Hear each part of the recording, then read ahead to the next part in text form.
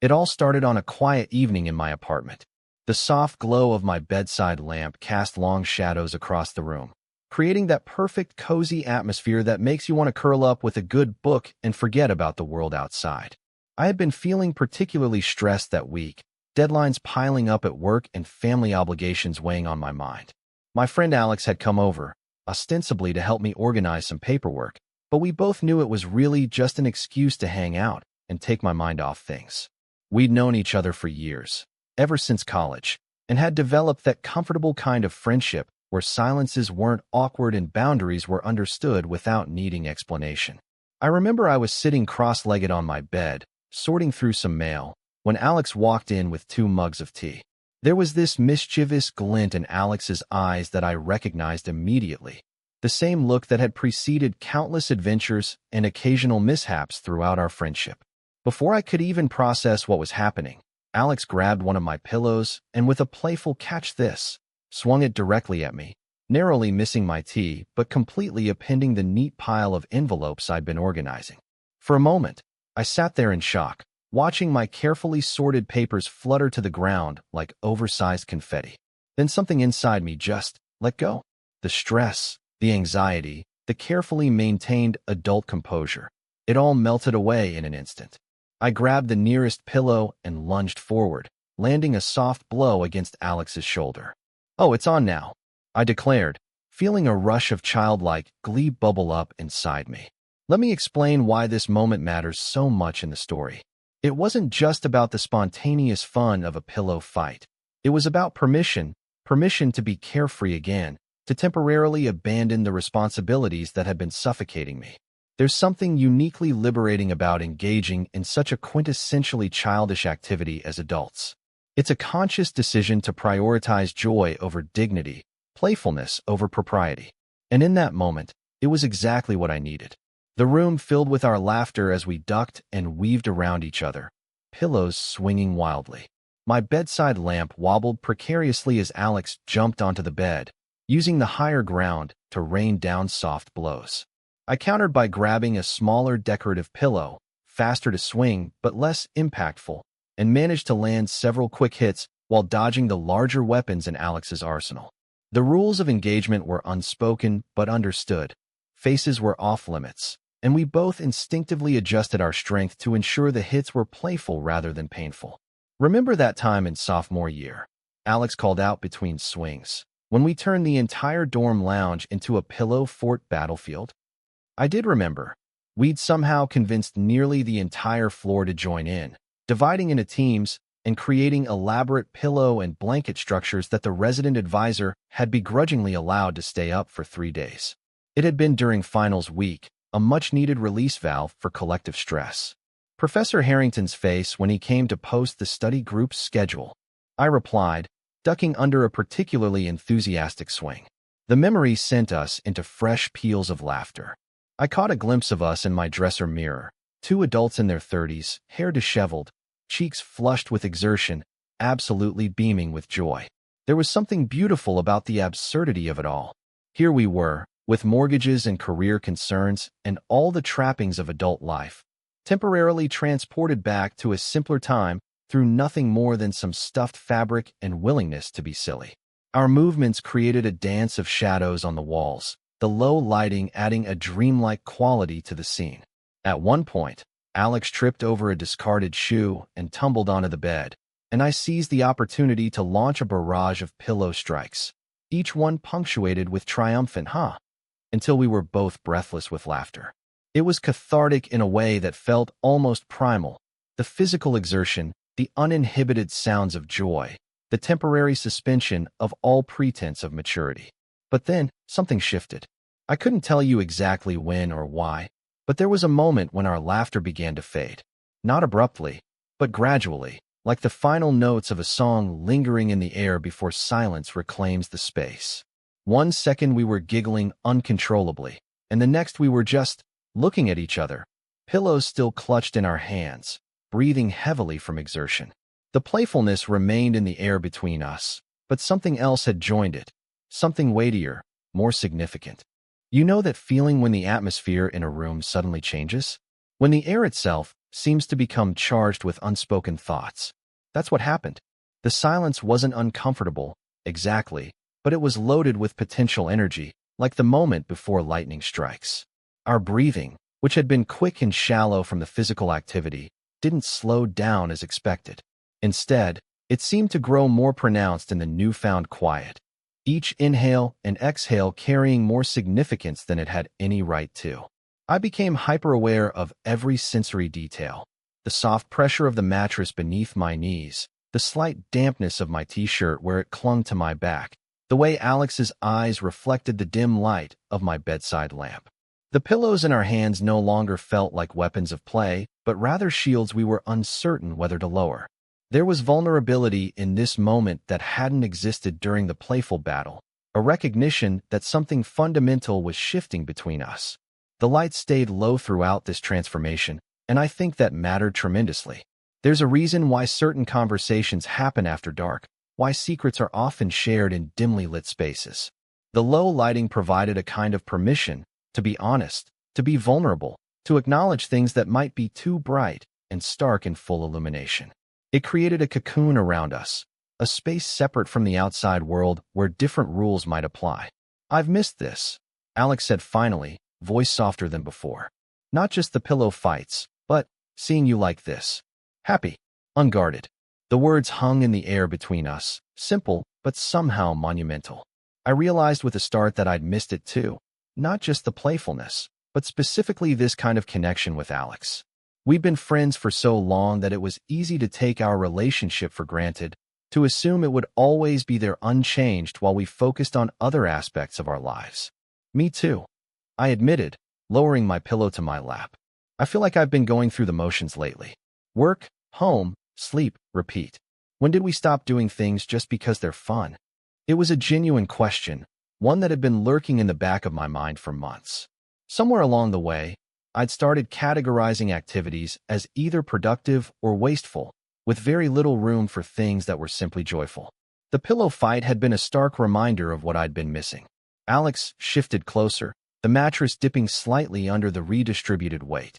"I think we convince ourselves we don't have time for fun, that it's somehow, I don't know, irresponsible, like we'll fall behind in some imaginary race if we take time to just enjoy ourselves." There was a rueful quality to Alex's smile, a recognition of shared folly. "But look at you now. You seem more alive than you have in months, and all it took was whacking each other with pillows for 10 minutes. I laughed at the assessment, but there was truth in it that I couldn't deny. I did feel more alive, more present in my own body and mind than I had in a long time. The stress that had been my constant companion hadn't disappeared, but it had receded to a manageable distance, no longer the central focus of my existence. "Maybe we need to schedule pillow fights into our calendars," I suggested, only half joking. "Right between meal prep and answering emails." "I'd show up for that," Alex replied, and there was something in the tone, a warmth, an earnestness, that made me look up sharply. Our eyes met, and I felt a flutter of something I wasn't prepared for. The air between us seemed to thicken, making each breath more deliberate, more conscious. The playful atmosphere had transformed into something else entirely, something charged with potential and uncertainty. You might wonder why breathing becomes so significant in moments like these. It's because breathing is both involuntary and revealing. We can't stop doing it, but the pattern changes with our emotions. In moments of heightened awareness, breathing becomes a physical manifestation of internal states we might otherwise try to conceal. My breathing had become shallow again, but not from physical exertion this time. Alex's breathing had deepened, become more measured, as though requiring conscious control. The low lights that had seemed so cozy earlier now created an intimacy that felt both inviting and slightly terrifying. Shadows softened the familiar contours of Alex's face, making it both known and unknown simultaneously. I found myself noticing details I'd somehow missed despite years of friendship. The exact curve where neck met shoulder, the particular way eyelashes cast tiny shadows on cheeks, the subtle movement of a pulse point at the throat. "Can I ask you something?" Alex said, breaking the loaded silence. I nodded, not entirely trusting my voice. "Have you ever wondered if there's more to us than we've allowed ourselves to consider?" The question was carefully phrased, offering an escape route if needed, but unmistakable in its implication. It hung in the air between us, impossible to ignore, but equally impossible to answer lightly. This is where I need to explain something important about friendship and timing. There are friendships that contain within them the potential for something more, but that potential remains dormant for years, sometimes forever, because the timing is never quite right, or because the risk of changing something precious seems too great. Alex and I had danced around this unspoken possibility before, in other late nights and quiet moments, but we'd always stepped back from the precipice, preserving the safety of the known over the uncertainty of what might be. Yes, I admitted finally, the word barely audible but enormously significant. I've wondered. It was perhaps the most honest thing I'd said in years, and it left me feeling simultaneously vulnerable and relieved. The truth, once spoken, seemed to alter the very composition of the air around us, making it electric with possibility. Alex's hand moved across the rumpled bed cover, stopping just short of mine. Not quite touching, but close enough that I could feel the warmth radiating between us. I've been carrying this thought around for so long, Alex confessed, trying to find the perfect moment, the perfect words. And then tonight, seeing you laughing, completely in the moment, I realized there might never be a perfect time. There's just now, and whether we're brave enough to be honest about what we feel. I looked down at our nearly touching hands, at the small space that represented years of careful boundaries and unspoken feelings. It would be so easy to bridge that gap, to intertwine my fingers with Alex's and step into the unknown together. But easy doesn't mean simple, and simple doesn't mean right. What if we try and it doesn't work? I asked, voicing the fear that had held me back countless times before. What if we lose everything we already have? What if we don't try and spend the rest of our lives wondering? Alex countered gently. I'm not saying it wouldn't be complicated, or that I'm not scared too. But I think some things are worth being scared for. The words weren't flowery or dramatic, but they carried a weight of sincerity that resonated deeply. This wasn't a heat-of-the-moment impulse, but a carefully considered truth finally finding its voice. In that moment, I realized something profound about human connection. We often think of relationships as fixed entities, friend, lover, family, with clear boundaries and definitions. But the reality is much more fluid, more alive. Relationships breathe and grow and transform, sometimes slowly over years, sometimes in a single clarifying moment like the one we were experiencing now. The pillow fight had been a catalyst, breaking through the routine of our friendship to reveal the deeper currents running beneath. I took a deep breath and moved my hand those final few centimeters, letting my fingers rest lightly on Alex's.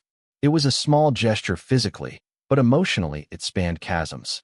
I'm scared, I admitted, but I think you're right. Some things are worth being scared for. The contact between us was electric, sending a current of awareness up my arm and throughout my body. It was strange how such a familiar touch, we'd high-fived and hugged and casually touched countless times before, could feel so new, so significant when the context changed. Alex's fingers curled around mine, a gentle pressure that felt like both a question and an answer. So where do we go from here? The question was practical but laden with meaning, not just about the immediate future, but about the entire trajectory of our relationship. How do you begin to redefine something that has been a constant in your life for so long? Maybe we don't need to have it all figured out right away, I suggested, surprising myself with the calmness in my voice. Maybe we just see where this goes, one step at a time. It was unlike me. I was usually the one who needed plans and certainty, who struggled with ambiguity. But somehow, in this moment, the uncertainty felt right, even necessary. Some journeys can't be mapped out in advance. They have to be experienced step by step. Alex smiled, and it was like watching the sun break through clouds, warm and bright, even in the dim room. I like that approach. No pressure, no expectations, just us, figuring things out together. There was a pause, and then Alex added with a hint of the earlier playfulness. Though I reserve the right to initiate pillow fights whenever things get too serious. I laughed, feeling some of the tension dissolve. Deal. Though next time, maybe we should move the teacups first. We both glanced at the forgotten mugs on my nightstand, the tea long since gone cold.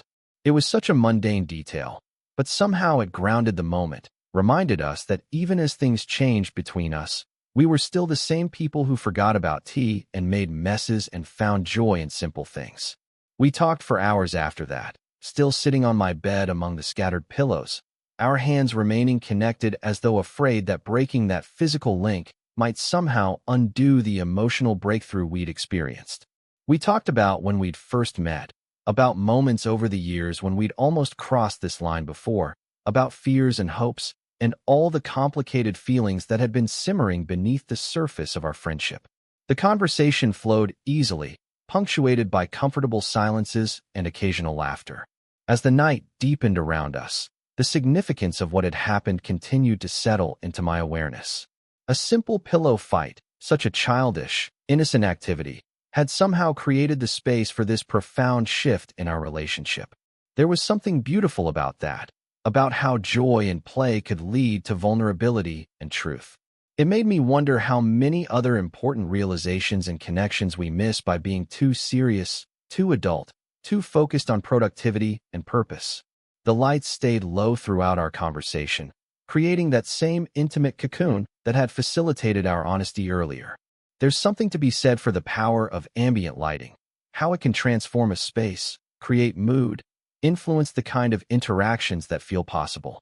In the soft glow of my bedside lamp, with shadows softening the edges of everything, it felt safe to be vulnerable, to acknowledge feelings that might have seemed too intense in harsh illumination. As dawn began to lighten the sky outside my window, we finally acknowledged the need for sleep. There was an awkward, beautiful moment of figuring out what happened next. Did Alex stay or go? Did we maintain our new closeness or give ourselves space to process? We decided on staying, on the comfort of closeness, and as we settled into my bed, the pillows now returned to their proper places. I was struck by how something could feel simultaneously so new and so familiar. In the quiet moments before sleep claimed us, I reflected on the evening's journey, from stressed and overwhelmed to childlike joy to profound connection, all because someone had the courage to start a pillow fight in my room. The laughter had faded, yes, but it had made space for something equally valuable. Our breathing had changed from excited to intimate to now, finally, the slow rhythm of approaching sleep. And through it all, the lights had stayed low, creating the perfect environment for transformation. Sometimes the most significant moments in our lives don't announce themselves with fanfare. They slip in quietly, disguised as ordinary evenings, casual interactions, spontaneous pillow fights. It's only in retrospect that we recognize them as the turning points they truly were. The moments when everything changed, when new possibilities opened up, when we found the courage to step into uncharted emotional territory. As I drifted toward sleep, Alex's hand still loosely entwined with mine, I made a silent promise to myself to make more room for play in my life, to remember that joy and depth aren't mutually exclusive, and to never underestimate the profound potential of seemingly simple moments. The pillow fight that had started as mere fun had led us somewhere neither of us had anticipated, but somewhere, I suspected, we had both been heading all along. In that space between wakefulness and dreams, I felt a deep sense of gratitude for friendship that could evolve, for courage found in unexpected moments, for the perfect alchemy of pillows and laughter and low lights that had transformed an ordinary evening into the beginning of something new. Whatever came next, whatever shape our relationship would take going forward, I knew that this night would remain a touchstone, a reminder of how beautiful it can be when we allow ourselves to be both playful and vulnerable, both silly and profound, both exactly who we've always been and someone entirely new. Total _char_count, 13,923.